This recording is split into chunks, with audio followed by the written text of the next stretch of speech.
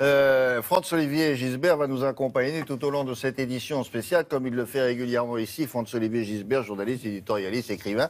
Mais là, c'est à l'éditorialiste que l'on s'adresse. Alors, on va faire ça dans l'ordre. On va commencer par celui qui est arrivé en tête de ce premier tour, avec une question qui va vous paraître un peu naïve. C'est pourquoi et comment il a fait pour arriver en tête? C'est un ouragan, hein. L'ouragan Emmanuel, peut-être, on pourrait l'appeler comme ça. Et personne ne l'a vu venir, hein. La météo était très mauvaise parce qu'il y a un an, son élection paraissait évidemment improbable. Alors, il y a plusieurs raisons. Il y a d'abord la chance. Il a de la chance, oui, il a même, on peut dire, le cul bordé de nouilles. Oui, parce que, premièrement, l'affaire Fillon. Ouais. L'affaire Fillon, elle a affaibli le favori. Elle a affaibli le favori. Et puis, auparavant, il y a eu l'histoire de Juppé qui a été vaincu alors qu'il avait exactement le même projet que lui, ni droite ni gauche. Hein, bon.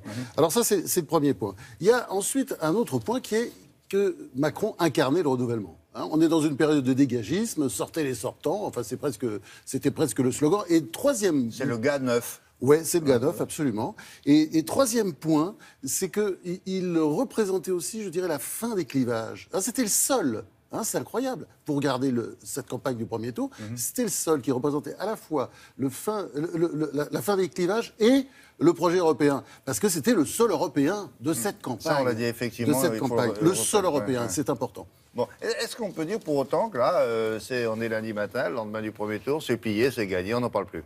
Il ne faut jamais dire ça dans une élection, d'autant plus que Marine Le Pen n'est pas Jean-Marie Le Pen. Hein.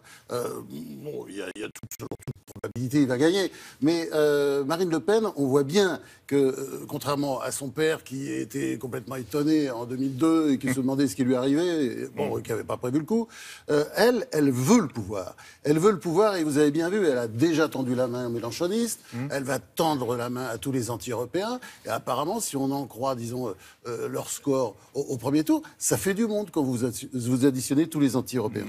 Puis elle a tendu la main aussi à Dupont-Aignan, me semble-t-il, hier. Non, puis attendez, il y a tous les autres, Asselineau, enfin ils sont tous anti-européens, de toute façon, pratiquement tous les petits candidats.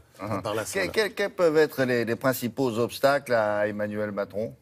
Je dirais, tout simplement, c'est qu'il faut qu'il gagne les législatives. Hein, sinon, le roi sera nu.